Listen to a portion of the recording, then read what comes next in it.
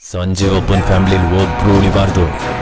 ಕೇನೇರ ಮಾತ ಶೋಕಾಪು ನನ್ ಮಗನೇ ಏನಾದ್ರೂ ಹೆಚ್ಚು ಕಡಿಮೆ ಆದ್ರೆ ನೀನ್ ಉಳಿಯೋದಿಲ್ಲ.